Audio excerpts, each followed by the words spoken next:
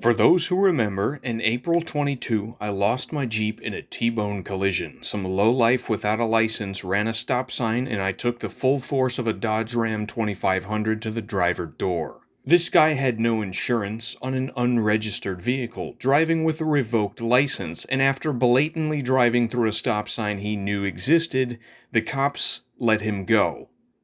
They let him go from the scene. He was not arrested, and this was his 24th account of driving while revoked. Looking at his criminal record, the website cannot even load the entire list of infractions before it runs off the page in just the past year. Literally 6 days after this happened, he got a seatbelt ticket and another operating while revoked ticket in the next county over, and again was let go. Insurance didn't give me a dime. They said, well, guy who hit you didn't have insurance, so you're pretty damn well fucked there, guy. So I've been wasting money on insurance for 3 years for no reason. I've lost the Jeep with my life's work put into it, all the videos, all the adventures, they led to nothing. Insurance told me to suck it, and now I'm without a car, a content-generating device, and the family's moving across the country in like 4 months, so I have 4 months to get myself back on my feet again. And so that's what I did. We found the Redeemer, as you guys have named it, and I literally quit my job at the Walmart Automotive Center just so I'd have time to swap over all the parts and money from my wrecked Jeep into this replacement. To this day, that process is still not done, and the Jeep will never be the same. I effectively lost a whole year of my life to this random detriment to society, and I had a hard time accepting this was simply how things are gonna be. But luckily I didn't have to accept that, because I got an email from the district attorney's office. The state of Wisconsin is suing this guy on my behalf. They've been trying to put him behind bars for years, and this traffic collision was the event that finally pushed him over the edge. A final pre-trial would be held in June 23, where a judge would rule what happens to this guy, and I'd have an opportunity to present a victim impact statement to the court, showing how Guy had ruined my life and should not only be in jail, but probably reimburse me for the time and money spent that I'll never get back. The court trial is of course in Wisconsin, and because I'm in Florida, they gave me the opportunity to present my statement over the phone, but no. If I'm serious about getting this guy off the roads and getting my money back, I need to be there, physically in person. And you bet your ass I'll drive thousands of miles for this one thing. I was cutting it close. I had just finished the four-wheel drive swap. Literally the same day I installed my transmission, I was leaving for the trial. So I can't have the rear drive shaft in because it just vibrates the whole Jeep. It's, you know, if I do that on the interstate, it's gonna blow up the transfer case. I can't just drive it in front wheel drive because apparently that's really hard on the transfer case. It'll blow up the transfer case. So I don't want to blow up my brand new transfer case, but I have to be in Wisconsin in like 48 hours. I gotta stop in Louisiana along the way, and I gotta stop in Illinois along the way. I have no time, and I can't take my Jeep. So I'm gonna take that Jeep. You know what? I'm always praising how reliable these damn things are. I may as well put my money where my mouth is, whatever the hell that saying is. I got everything all packed up in here. Packed up. I'm just gonna send it, bro. If this old piece of shit breaks down in the middle of Mississippi, then so be it. I've got places to do and things to be. I'm not gonna let a drive shaft be the dictating factor on whether or not I go to my own court trial. Can I get a number 5 with ranch and a Coke to drink? The MJ, this 1987 Jeep Comanche, is in absolutely no state to drive out of the state. I never intended to take it anywhere outside of my little commute to work. The thing's 35 years old, rusty as shit, has a ton of problems, mostly with the Peugeot transmission it has, but since I'm too young to rent a car in Florida, and my parents understandably prefer their vehicles to this one, I get motion sick stupid easy on airplanes, my XJ has a non-functioning rear drive shaft for no reason, and teleportation is not widely available to the public masses as of yet. Well, on short notice, the MJ looks like the only option. Oh my god, this is ridiculous. Coincidentally, Kyle SVT is after a new set of wheels for his Cherokee. We found a clean set with a matching spare just outside of Baton Rouge, Louisiana. And since Louisiana is pretty much on the way, I'll stop there to pick up these wheels for him. So our mission objectives are as follows. Acquire the wheels for Kyle in Louisiana, and if you remember Operation Cherry Pie, I have some parts to deliver for Cam's truck as well.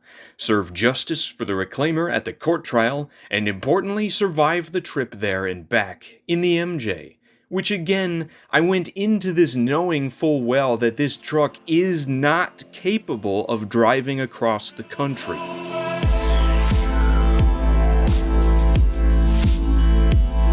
By the time I got to Tallahassee, the sun was already setting. I was 8 hours behind schedule on account of that rear drive shaft situation in the XJ, and my goal was to just make it as close to Baton Rouge as I could that night. I eventually passed out at a rest stop somewhere north of New Orleans. This was the first time I've ever slept in this single cab truck, and on the road you'll learn that when you're tired enough, you can sleep anywhere. It started to occasionally make this weird rattling noise that seemed to emanate from the glove box. I don't know what it could be, but hopefully it doesn't cause any issues.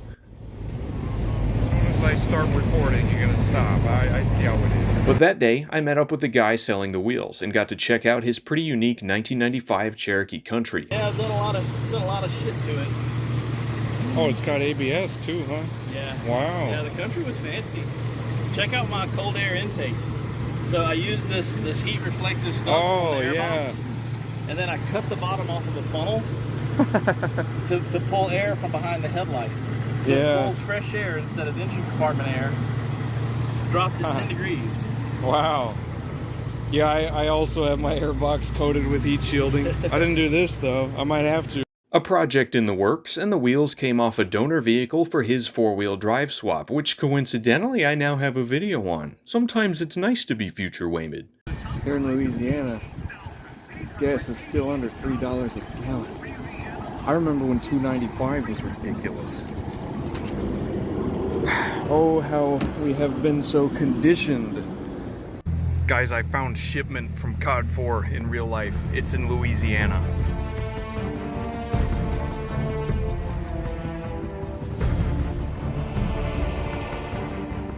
With the wheels in tow, I headed north on Interstate 55, and back in Mississippi, my first trial began. Yeah. So, the engine just shut off. I lost ignition power. The starter don't do nothing. I'm gonna kind of stop right here. Where am I? I just entered Mississippi. The clock doesn't come on. The fuel pump doesn't. It's like the battery got disconnected. I did free roll all the way from that. You can't even see it. There's a bridge down there. I free rolled all this way. All right. Yeah. I think I see the problem. Damn thing looks like it exploded. Like it melted. So, is there a short somewhere? Did it hit the hood? Because there's not a tie down on it. No, if it hit the hood, it would have... If the negative hit the hood, that's just grounding to itself. If the positive hit the hood, it would have exploded the battery. This, to me, looks like something somewhere has been slowly draining it, like too much. The voltmeter is fine. Voltmeter's been sitting right at 14. Alternator's good. Belt's still on there. Huh. Look at that carnage. So it melted the post on the battery itself. That's gotta mean it's shorted somewhere, doesn't it? So, damn. I probably destroyed the battery. The thing is, the voltmeter was reading fine. So, I'm gonna have to just try to trace down a short somewhere. I think I I think I see a problem.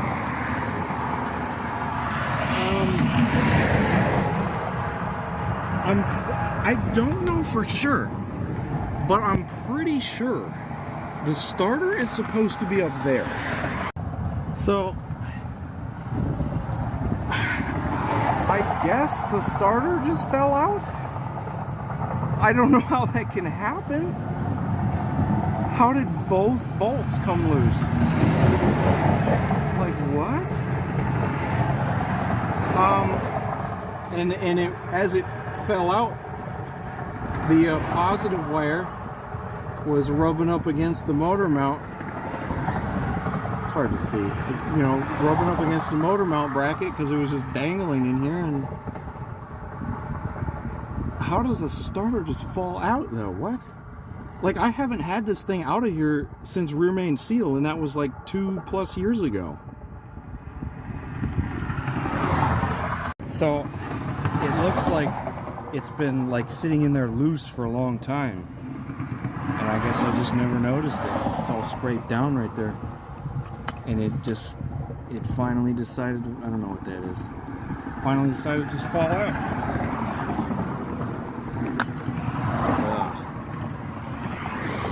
So looking at this wire here, seems to be also shared with the ground, and it goes to the engine block, and on the Renix ones, that's your only ground. Oh, should have done the Jeep cables upgrade. So I'm hoping I can tear this loom off of here and separate the positive. I can still start the truck. If I can rehook this connector and well, pray the battery isn't fried. It is pretty hot. I'm gonna let that cool down for a bit. A little bit cloudy too. Assuming the battery isn't fried, and assuming I can hook that back up, and assuming I can make this positive wire not short out on anything, I could still push start it. And I parked on top of a little hill, and I just filled up on gas. So, I mean, really, I just started the truck after I filled up on gas, what, not 20-30 minutes ago. We'll see. Look at this carnage, man. Negative and positive. All that was contact area. Okay, so I managed to untangle the positive wire. That's all on its own right now. I can't just disconnect the terminal, obviously. I mean, I could cut this. I don't want to cut anything yet. I'm still thinking. So I've wrapped the insulator around it. I'm probably going to wrap this whole thing in duct tape. Obviously not ideal, but it can't touch anything. The return wire off of the starter just broke. Probably because it melted, I don't know. But if I follow that harness, it leads right here. This plain green wire plugs right into the middle of the starter solenoid right there. So I'm just gonna leave that unhooked. Okay, it's probably not the best idea. Duct tape's probably just gonna melt. I don't have any zip ties, otherwise I would have used them. Maybe I can use this bungee cord. Anyway, I'm trying to just route this so it ain't touching anything. I'm trying to account for the hood closing on top of that too. Obviously the coolant hose is not the most ideal mounting spot, but it's entirely rubber. That can't ground out on anything, even if this wears away. I'm thinking if the battery survived this, and I can connect this to that terminal somehow, I should be able to drive it to somewhere I can get a battery clamp. And from there, I can put this wire on a new clamp, maybe buy a new battery. I'll probably just buy a new battery. See what I can do about this, but yeah, I'm gonna look up where the nearest like parts store is. If I had zip ties, I could just wrap this around the post with zip ties. It would probably hold. It wouldn't be a very stable connection, but it would probably hold. I need to add zip ties to my emergency kit. You know what I do have? A fucking jumper cable to hook that bitch onto the battery with this. I want to see if it blows up when I touch him though. Okay. Nothing seems to have happened, which could be good or bad. Okay. I hope the hood will still close over that. This is obviously all still bare here, but that's just the ground. It should be okay, because it doesn't really matter if the ground touches anything. It just grounds back here. I'm gonna go see if I have battery power.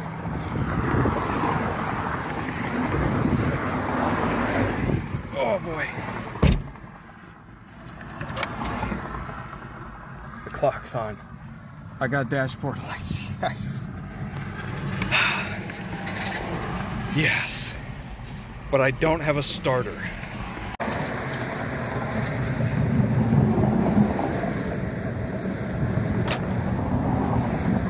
That's all I need. I've only got one shot at this.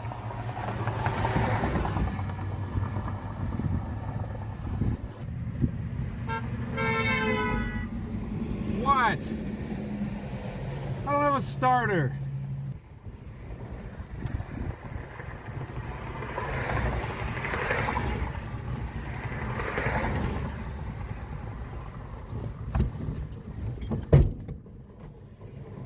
No. I lost it.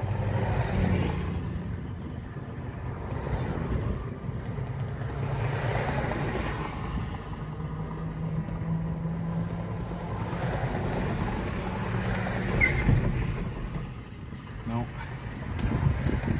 You gotta think. I am scared right now, okay? Listen, I'm in the middle of Mississippi, of all states, okay? And the closest person to me here that I know would be Taco, almost 6 hours away in Houston. If I can't fix this truck, well, Taco's all I got, and I doubt he'd be willing to cart my desperate ass all the way to Wisconsin. I've lost half a day to this so far. I should be in Memphis by now. But there's an O'Reilly's 0.7 miles away, and if by chance they happen to have a starter for a Renix 4-liter and some new battery cables, I might just have a shot at fixing this. That's assuming the entire electrical system hasn't been toasted. And you might say, Waymond, why not just call a tow truck? Look, listen to me when I say this. No. Yesterday. If this old piece of shit breaks down in the middle of Mississippi, then so be it. I got myself into this situation, and I'm gonna get myself out of it. Tow trucks do not align with my religious beliefs, and I always say Jeeps are the best cars ever, so why don't I follow Katy Perry's advice and put my money where my mouth is? Gone fishing. That's gonna have to do. There's an O'Reilly's like half a mile this way. At this point, I still believe the drive shaft yoke was the problem on the XJ, and hadn't even thought of pinion angle yet. So here I was in the 95-degree, 85% humidity, bright and shiny June Mississippi sun, still bitching about it. So I stopped at Waffle House on the way and explained my situation to the poor lady behind the counter who, like an absolute Waffle House legend, gave me free ice water, which was probably the only reason I didn't die that day. I was also chatting with the guys on the Cherokee XJ Discord server, and they were feeding me ideas. Alfonso John got me the thread pitch for the starter bolts, and everyone helped give me a guiding hand. Alright. Dude, you need brakes. Oh my god. I had a field day at O'Reilly's. They had one starter in stock. I got some generic universal battery cables I estimated to be the right length, some crimp connectors for the solenoid ground I broke, and of course an industrial shipment of zip ties. But although I may have a starter, it isn't going to be very helpful if I can't bolt it to the engine. Both of my bolts are missing. One's an imperial thread and the other metric. I can make do with just one for now, but the employee helping me out informed me the closest hardware store that sells bolts is an additional 3 miles away in the opposite direction of my truck, definitely not within walking distance for my fat ass in this heat, and so we perused the aisles at O'Reilly's for some random bolts that might work. We only found one, the upper bolt, and the threads only go halfway down said bolt, so there's a good chance I might not be able to thread it in all the way. But that's the best I could do, and so I started heading back, carrying the not exactly lightweight starter with me. Well, at least the clouds cooled it down, but now I'm racing against the time because it's gonna rain.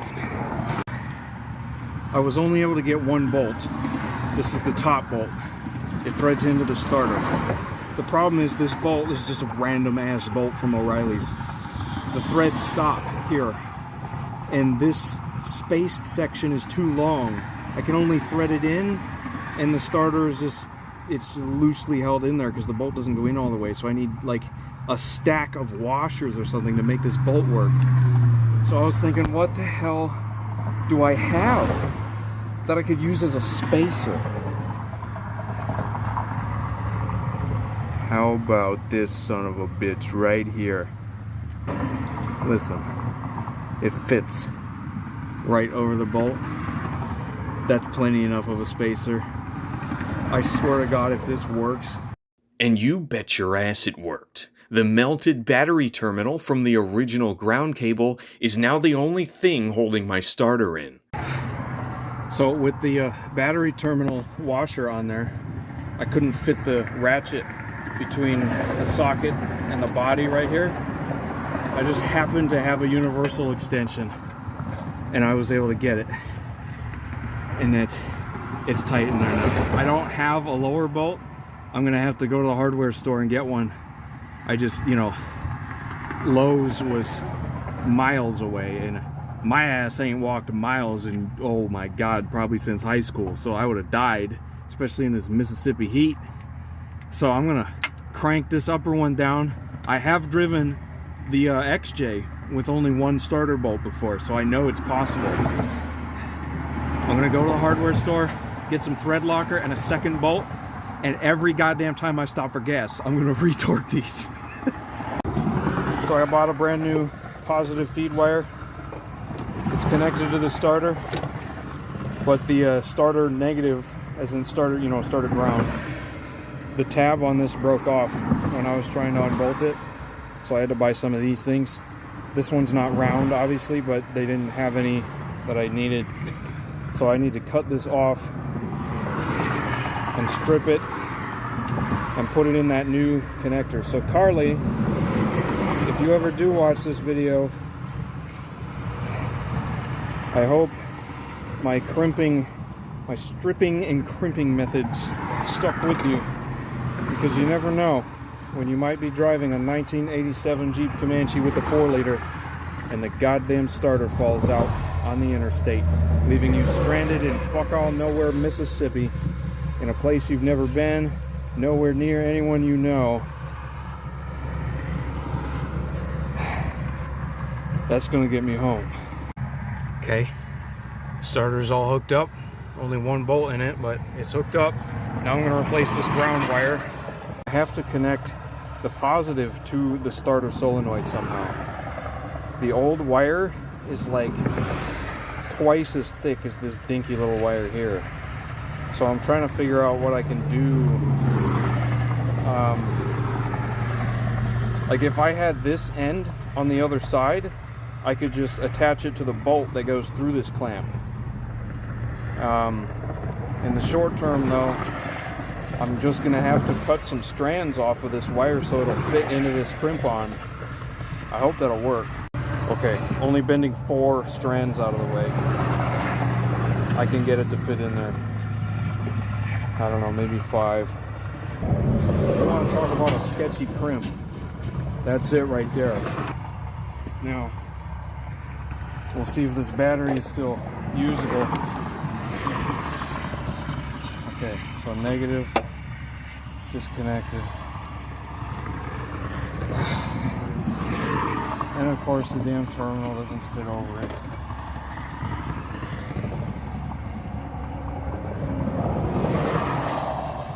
Where's my hammer? I brought a hammer.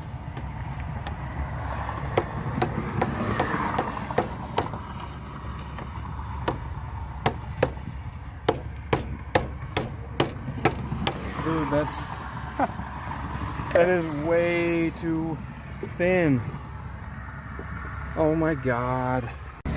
Okay, I got a battery tie down in here now. It ain't much, but it's honest work. This is crimped together. Now, I managed to get the bolt through here, but I can't get the nut on the other side of it.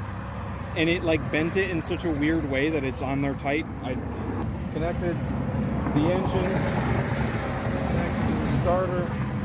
That's plugged in. Everything's hooked up to the starter solenoid. I assume this is going to be too wide. Well, this post is half melted anyway. We'll see what happens. Oh God. Fuck!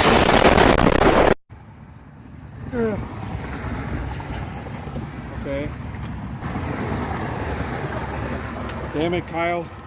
You got me using that damn explosion meme. Okay. Okay, I know it looks sketchy as fuck. It's on there tight. Nothing blew up. let's see if it starts. And then I gotta pack up all my tools and whatnot.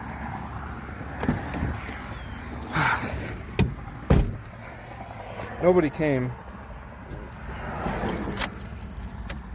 I got battery power. Wait. Whatever. Nothing. What could it be? It might have popped a fuse. Okay. Alright. Transmission in neutral. I've never done this before. I hope I don't die. Can I even reach in there? That's gonna be tight. It's gonna scare the shit out of me too. Electricity terrifies me.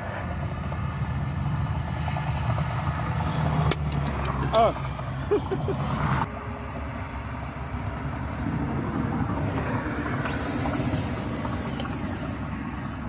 Okay. Well, the solenoid in the starter spins, but it didn't shoot out and engage the flywheel. A starter works by first engaging a solenoid that shoots the tiny gear forward while spinning to latch into the teeth on the flywheel and spin the engine over. My problem is I can't activate both the solenoid and the starter motor, which have to be done simultaneously. So I took the ground wire for the solenoid off the starter relay and used a small piece of extension wire to hardwire it directly to the battery. So now the gear has engaged the flywheel, and I theoretically just need to spin the starter over again, which by the way is done by bridging terminals 2 and 3 together as shown in this picture.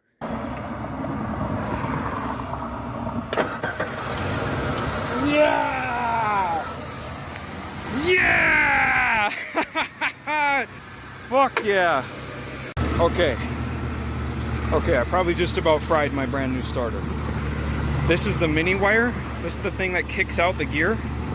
When this has ground, that is what kicks it out.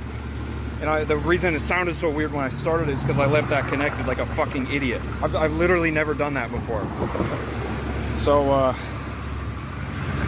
all I gotta do is go find a Walmart.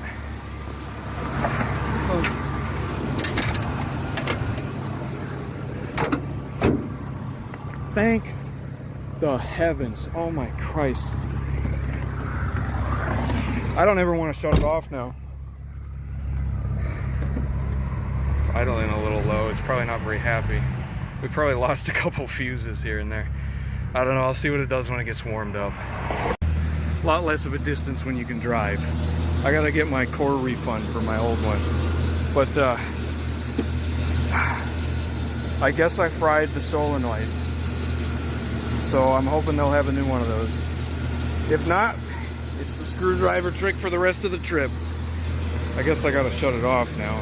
I don't have a parking brake, so I can't like leave it running in neutral unless I'm on perfectly flat ground. It's always something with this truck. Okay.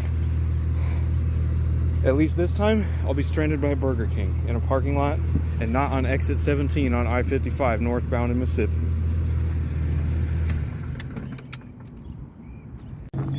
Okay, so I've taken out whatever the hell this thing is. I think this is the starter relay. I actually don't know what it's called, but whatever it is, I'm pretty sure it's dead, because that's kind of what happens to electronics when you short them out. I don't know how to describe this to the guys at O'Reilly's, so I'm just gonna bring it into them and see if they have it. Okay, so here's the deal. I am exhausted after today, but I'm 8 hours behind schedule now. I'm not shutting the truck off. I stopped at Little Caesars, gonna eat some pizza on the road, and so I'm still missing my lower starter bolt, and I need to go to like an Ace Hardware or something, get a new bolt for it. I got some thread locker I'm gonna put on there when I do get it, but it's late enough in the afternoon where all the Ace Hardwares around here are closed already. So the only thing I can do is keep driving. I don't want to just sit here and waste gas. I don't want to just get a hotel and give up for the night and then have to drive an additional, you know, however many hours tomorrow. In an ideal world, I don't want to start this thing with a goddamn screwdriver every time. I was already having some difficulty with it. Like the teeth on the starter were perfectly misaligned with the teeth on the flywheel, and it just started scraping on it. So I had to push the truck and dump the clutch just to spin the engine just a tad, and then it worked. So I don't want to do that every time I have to start it, okay? I'm going to try to not shut it down, but I'm going to have to, obviously. You know, when I go to sleep, I'm not going to... Anyway, I'm pretty sure that the starter relay got fried. I mean, I would kind of understand because the battery literally shorted out. And I'm honestly... It is a miracle that this goddamn thing still runs and all of my electronics still work. The voltmeter is still accurate. The fucking clock still works. If it had cruise control, that would probably work. And so the only thing I think that, goddamn, I mean, I'll probably eat these words later, is the starter relay. So I went back to the O'Reilly's where I bought the starter from. They didn't have it. They said the closest store that did have it was up in Jackson, which, as it happens, is right on I-55 in the direction I gotta go anyway. So I'm gonna try to get to Jackson before that O'Reilly closes. It just kind of hit me. There is a goddamn battery terminal holding my starter in right now. What the fuck? I made it to Jackson. Hopefully these guys have the starter relay. It's a historical moment every time I shut this off. Alright, we got it. I don't know what all this thing does. It obviously has a ton of functions. But part of that is starting the car, so... I don't know, man. I don't have high hopes.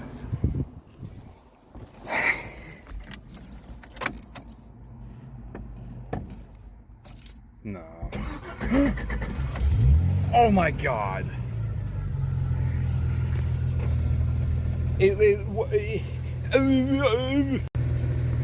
Bro, it didn't do anything for like the first 5 seconds. I held the key and then suddenly it's just like, oh yeah, I'm gonna start now. Oh my god, what a day it's been. Alright, listen to me. Listen to me, starter. You better stay right there. Okay? I'm gonna have a lower bolt tomorrow. You behave yourself. Yeah. It's been that kind of day. Did some upgrades today though. Got a new door check. So now my door stays open. I got another 13 hours to go before I'm where I need to be. So I bought a liter of Mountain Dew. Let's do it. Despite everything, it could have been worse. My starter just fell out on the interstate, shorted but did not destroy my battery, left me stranded within walking distance of a parts store. Said parts store happened to have the starter I needed. I used a literal battery terminal to bolt it back in, was able to jump the starter with a screwdriver and drive to another parts store and replace the starter relay, which was miraculously the only thing that broke during all this. The thing with the MJ is, unlike the Cherokee, this one is not afraid to let me down. It has left me stranded before, and it will do it again. It's old, it's tired, and was literally never built to go above 55 miles an hour. But this is a Jeep, and Jeeps don't quit until the mission is done. So as the sun set over Jackson, I still had a long way to go. By now, I had planned on being in Illinois, but there was no way I could make it there tonight, and by the time I hit Arkansas, I couldn't drive any longer. The fact that all this works is mind-blowing. Look at that.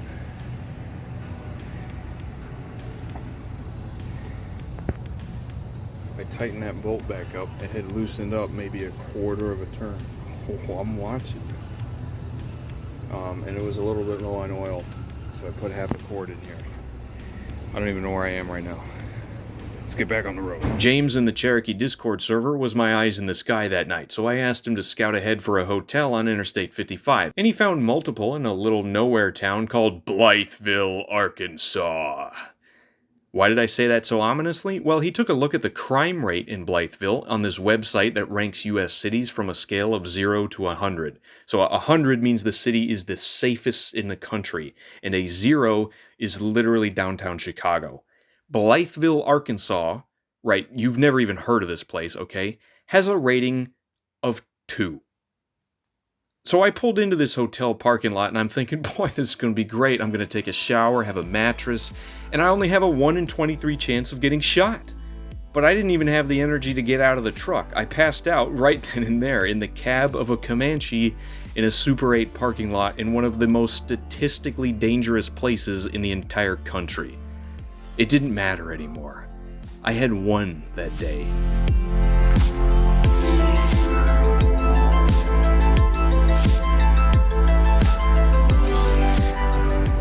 It never hurts to do a periodic inspection every time you stop for gas.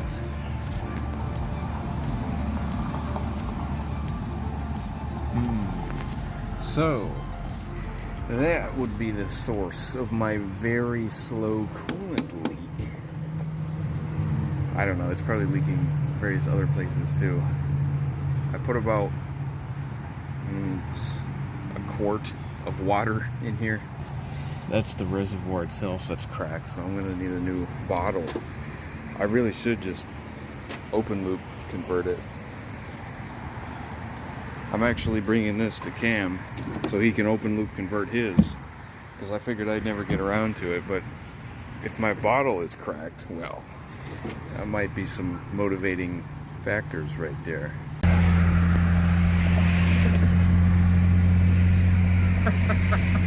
You know, I never would have dreamed that the MJ would get to see the arch.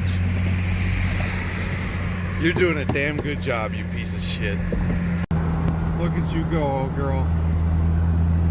You're going places and doing things. Unfortunately, those places are soon going to be Illinois, because this is the Mississippi River. But I just filled up on gas, so hopefully I won't have to waste any money on gas in Illinois. I think I can make it all the way to Wisconsin before I have to fill up again. When I started driving this morning, I left Arkansas. It is now 7 p.m. and I'm in Wisconsin. It's been a day. And on this tank, my last fill up was in St. Louis, Missouri. I reset the trip odometer at that fill up. I've traveled 450 miles on one tank, and my low fuel light isn't even on yet. The fact that this 35-year-old truck gets better MPG than a brand new truck you can buy today really says something about us as a society.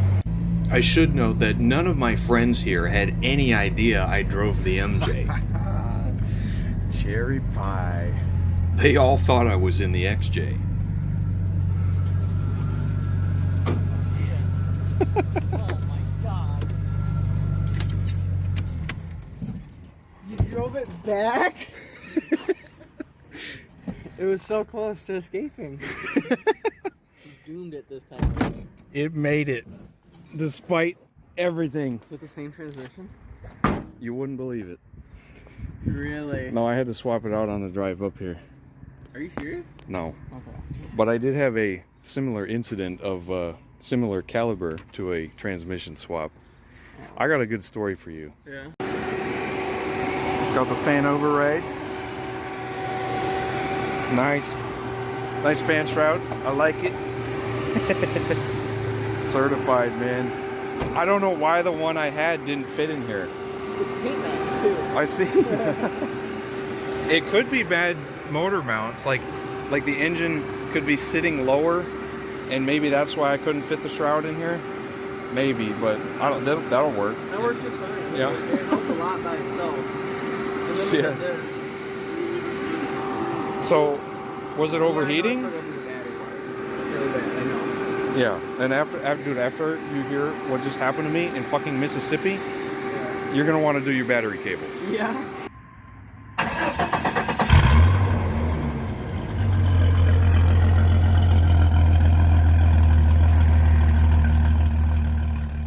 It's been almost a year since I've had all the boys back together, and both Cam and Jacob were with me in the Jeep when it was T-boned. The interesting thing with Jacob is that his mom actually knows the guy who hit us.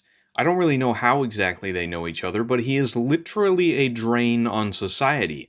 He has 3 kids he never takes care of, faked a disability so he doesn't have to work, and literally steals food stamps from Jacob's grandma to sell for drug money. And he drives around every day with a revoked license in an unregistered, uninsured truck that he has 100 citations for. How this guy is not in jail is completely beyond me. So, well, let's put him in jail. I have the power to do that now. I have made a victim impact statement to present to the court. I made it back here to Wisconsin to be physically present there myself, and for not only the vengeance of the reclaimer, and not only for the retribution of Jacob's family, but for the safety and well-being of the general public in the town I grew up in, I'm gonna get this guy behind bars. I was ready. I was determined. I had not almost died in Mississippi for nothing. He's done. And so here he was. He actually showed up for court, which he has a history of not doing. The judge reads off his laundry list of things he's been charged for and is informed that a victim, me, is here to present a statement. Well, they weren't expecting that. See, in cases like this, it's very uncommon for the victim to actually be there, much less present a statement, and especially if they live 1,000 miles away in Florida. So nobody actually thought I'd show up, even though I had told them I would in various emails. They therefore didn't have time for me. They planned on a quick, undisputed sentencing where Guy would have to serve a little over a year in prison and pay the state a few $1,000s in fines, but nothing in restitution for me. So they rescheduled the hearing to later that week. I originally planned on heading back the day before this rescheduled time, so now I had some extra time to go mess around. Me and Cam went to a local touristy spot I'm not telling you the name of because there's already too many people there, got his Mustang out of storage and took it out for a ride during Wisconsin's 3 weeks of good weather, and we found Clay's mom at the best Chinese buffet in the world, who had bought herself a 2022 Gladiator JT, so of course we had to go check that out. Jeep since 1941. Wait, come over to this side and get a look at this. Rooster on the end there. Yeah, they don't give me a tow package. Have you seen that before? What? I Eject? put that in there. Oh, yeah, this cigarette I took lighter. the panels off and her and I roll around in the dolls. I go, Yeah. Faith, are you ready? Yeah. What? I wish you could have recorded it. Yeah. She was looking at me like, cereal? I've seen one of these customers' car came in, it said launch missiles. Yeah. There's a few of them. Yeah. Yeah. I gotta get me some of those, man. Look at that shit. That's a Like beefy you end shit up for flying out of your seat with the seat. Yeah, she's a little dirty. I gotta get her. This ain't dirty. Yeah, you stay in there. You know, they say if it ain't dirty, you ain't using it. Yeah. That's what I wanted to get that sticker for the back. Yeah, if that's- it's clean, you're not doing it right. Exactly. That's what Jeeps are all about, man. Like, I'd never take mine through a car wash. You know, it gets just like dirt and everything all over it. It's a utilitarian truck, Yeah. really. I don't care what it looks like. Absolutely. So the coolant reservoir, they actually still sell these. I didn't even know that. I thought I'd have to find one at a yard somewhere. But I don't want to risk that fitting exploding on the highway drive back home. So I'm gonna replace the reservoir while I'm here. Got some new hose clamp, and Cam says the only tool I'm allowed to use is his multi-tool thing. I don't even know how this works, but it's a challenge round. It's a one-hander. It's a one-hander So like hold it and then like whip it out. from this side. Yeah, it comes out the front. So I know it's weird. Oh, I was holding it from the other side. Oh, well, yeah. Sorry. Okay, so it's a pair of pliers. This is like a review for the tool. Yeah. Right. We have a flathead in here, it looks like, right? Mhm. Yeah, okay. So I can get these hose clamps out of here. Yeah, if they're not broken, seized, rusty. And then the tank itself is just held in with a freaking rubber band, so ain't no tools to get that out. Yeah. Should be able to do this.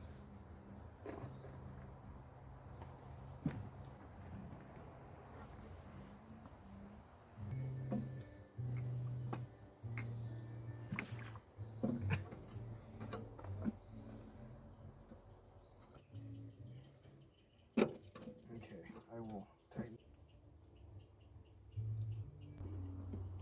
Hell yeah.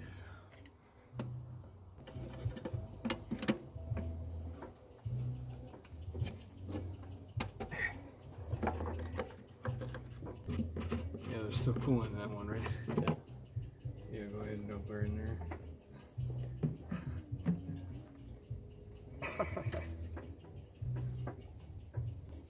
Definitely approved cooling system repair. I mean, this we hardly lost any, surprisingly.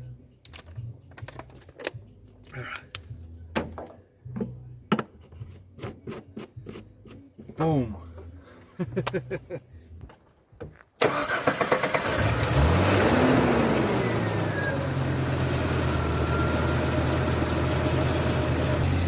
Nice and hot now. See no leaks. Seems to be holding. I'm out here on S Road.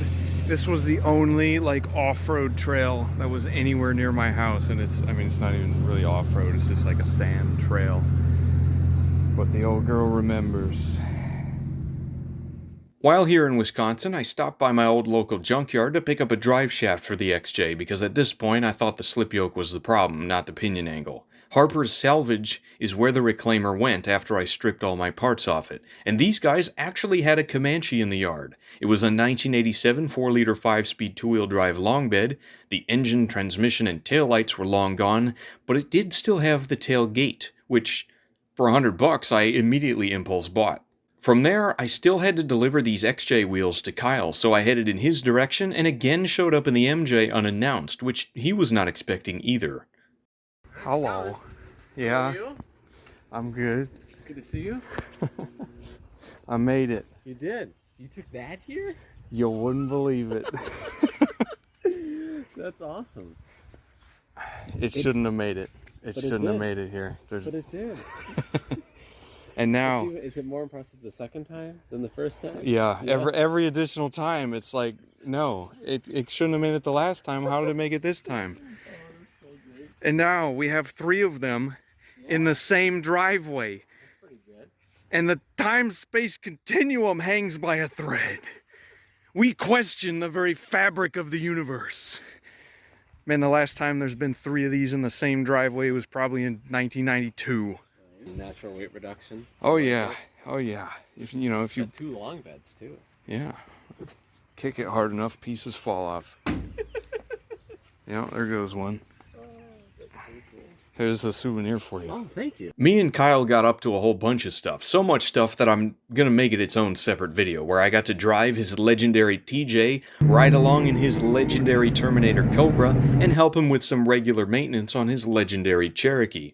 We also changed the transmission fluid in my MJ's Peugeot 10.5 in hopes of it surviving another 12 miles, and I got to drive his parts Comanche, which was the first time I had ever driven an AMC 2.5 liter. So if you want to see some Jeep nerds geek out about a whole bunch of trivially mundane things to a normal person, there's a link to that one in the description. But I had successfully delivered his wheels and made a surprise guest star appearance on his channel. So back on my way home, Anyway, I heard that weird vibrating noise from the glove box again, and this time I got it on camera.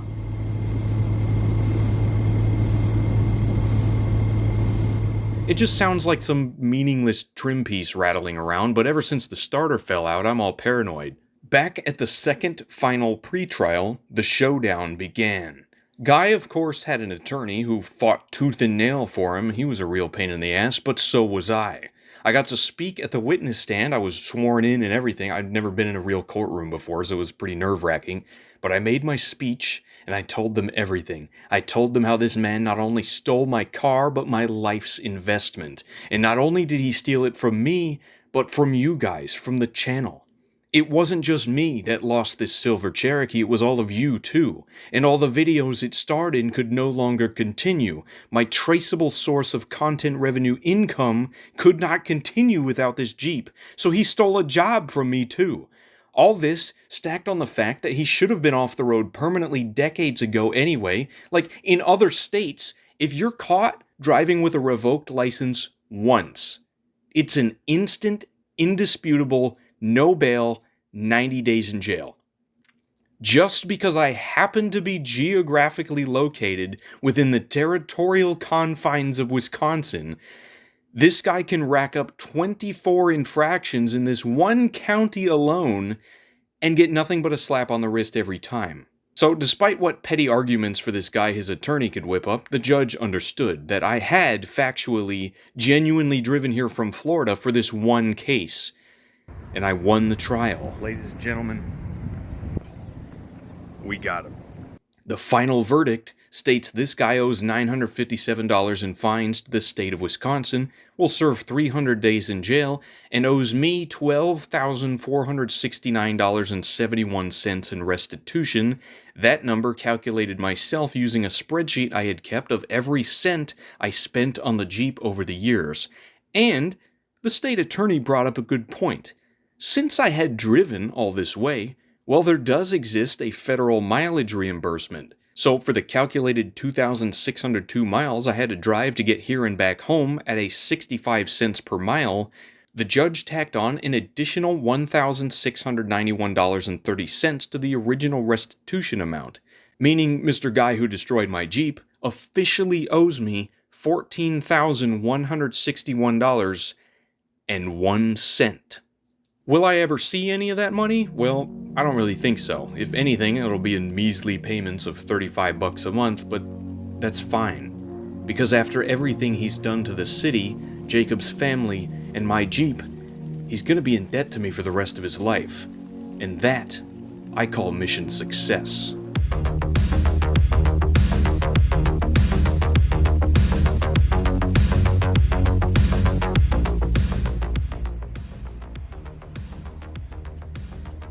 I had to take a break, give the truck a break.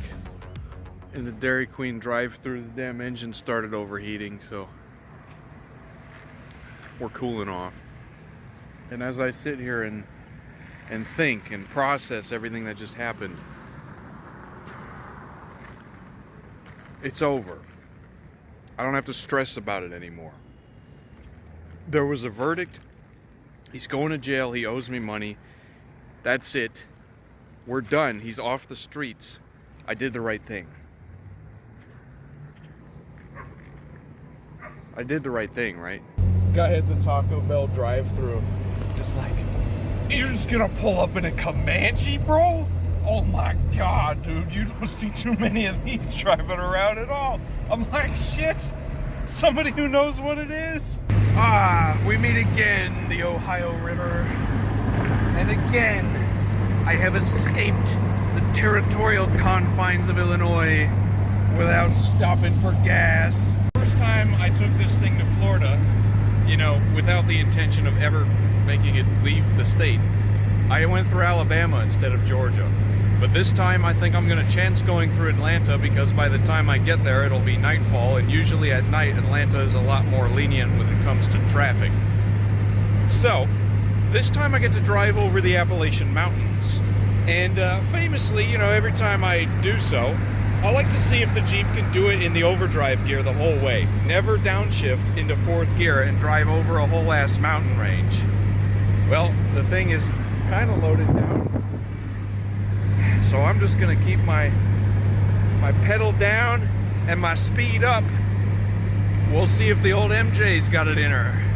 It's these parts where you have to slow down that really are the challenge.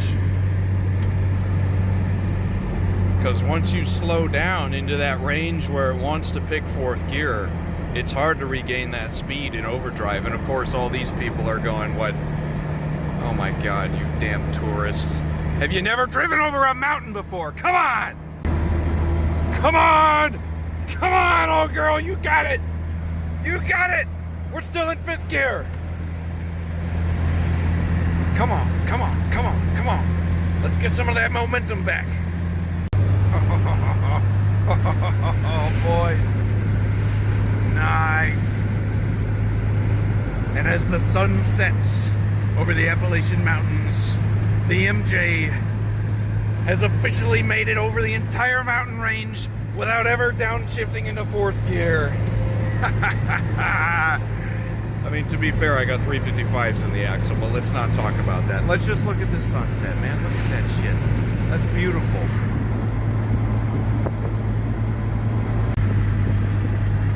Now, the way down is where the fun begins. Assuming I don't get stuck behind any slow minivans, here's the next challenge.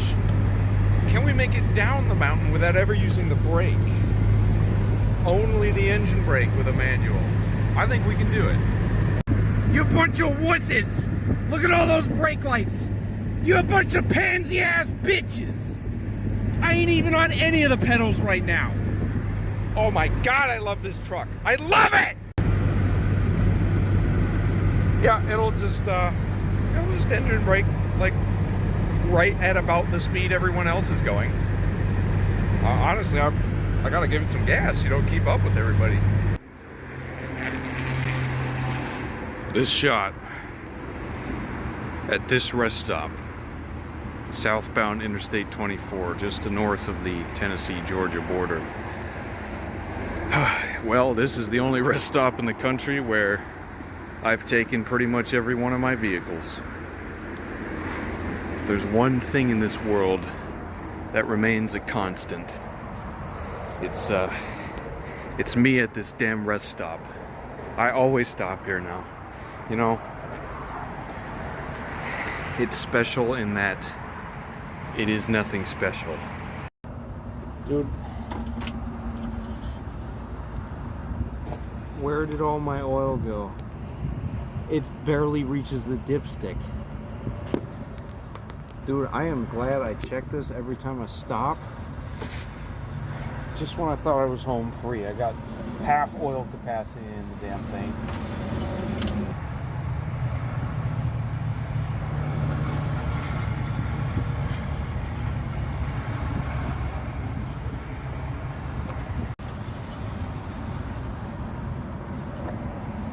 Shit. I need like 2 quarts. Where did all the oil go? That must have sprung a pretty major leak somewhere. Yeah, now that I look at it, the gauge was a bit low. Usually on the highway, I'm sitting at about 30 PSI. This is below 20. So it was ever so slightly, it was creeping down on me. So obviously there's some seal somewhere that blew out and I'm losing oil way faster than I ever was. The good thing about leaks, though, is you can always just keep putting more oil in it. So I'm gonna go to Walmart. Hopefully there's a Walmart within 4 quarts of oil of me.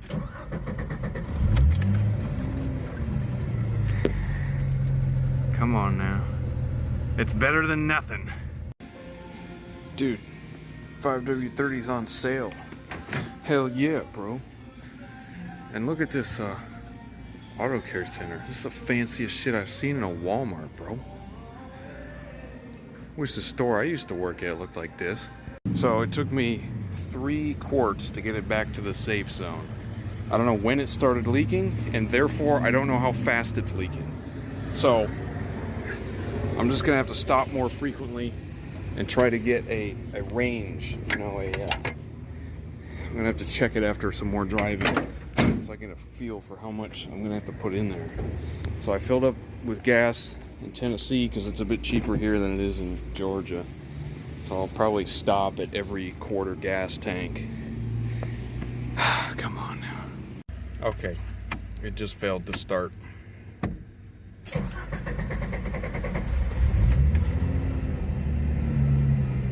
It's not happy, man.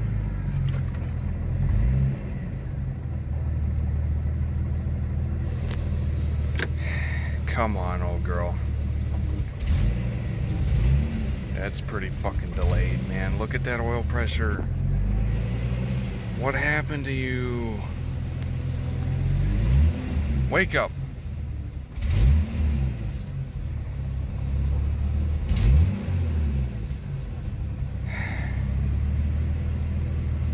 Come on, old truck. Come on. You're stressing me out again.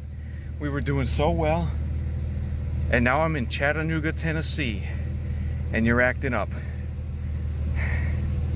Oh, I'm gonna be watching that oil pressure like a hawk. It's so delayed.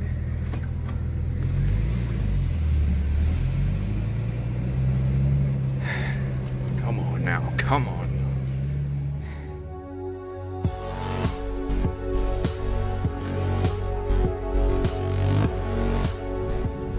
Alright, I've driven 100 miles. Oil is right at the add mark. So we're losing, what, half a quart, 3/4 of a quart every 100 miles. And it does look like it's leaking pretty bad along the valve cover. Or the head, I can't tell. It's dark out. I'm just over 400 miles away from home.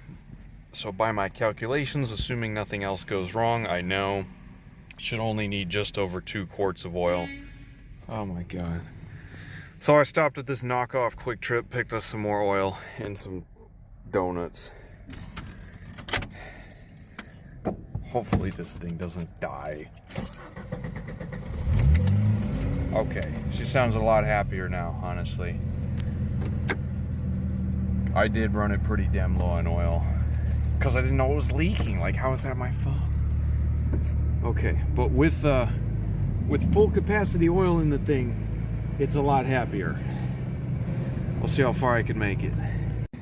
Okay, 300 miles to home, and Bunny told me to check the valve cover bolts because they might have loosened up, and wouldn't you know it, all the ones on the back side where it's leaking were not even hand tight. They were just like free spinning, sitting in there. Yeah, look at that, man.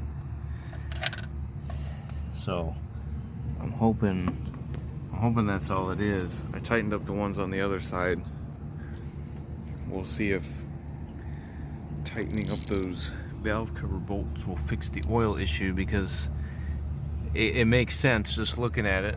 Like the ones up front here where it's all dry yet, those ones are still tight, but the ones on the back where there's oil everywhere, those ones are all loose. Now I know my motor mounts are bad. Look at that. That's totally fried. And that might explain why the starter fell out earlier. There's probably a lot of vibration going on in here, like a lot more than normal, and it's starting to shake things loose. So maybe some new motor mounts. Tightening those valve cover bolts seemed to help a lot. I guess that's where it was leaking from. Well, that was unnecessarily stressful. But alas, the MJ finally returns. This is a trip I said I'd never do again. And yet here I am doing it again.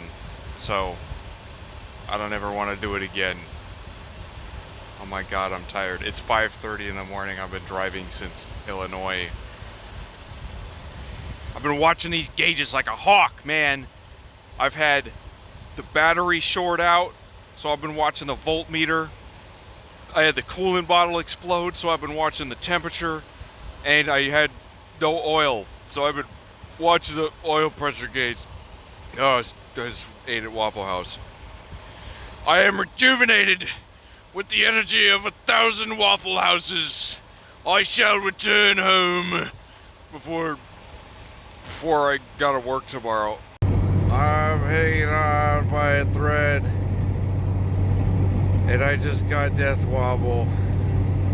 I haven't had death wobble in this thing since I overhauled the front suspension, and now apparently it has death wobble. So that would be 4 times it's tried to kill me. Well, as Clay said, it's not really trying to kill me, it's trying to kill itself. The truck just wants to die. And you know what? You know what, truck? I relate to that. But I just keep going.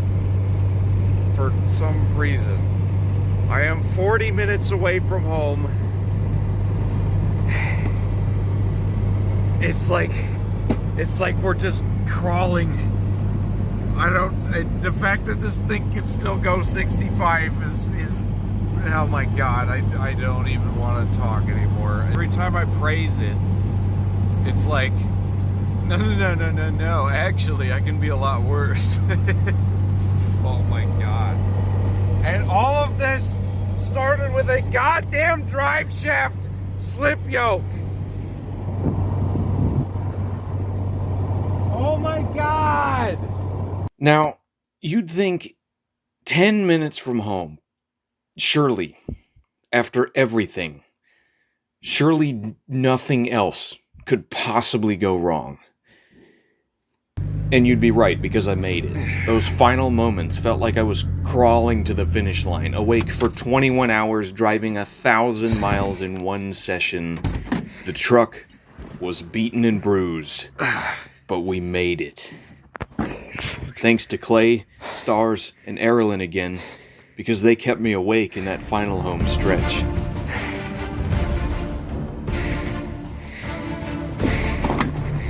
You worthless piece of shit.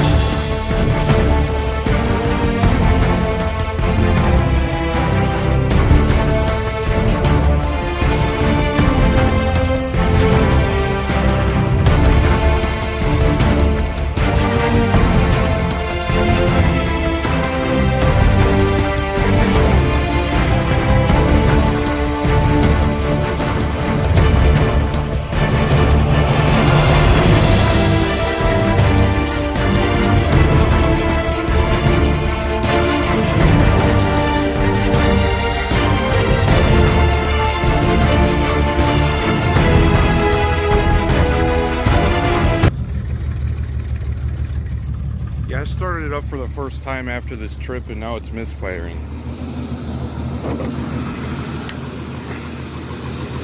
Hey, the hell's wrong with you? Where'd you get this attitude from?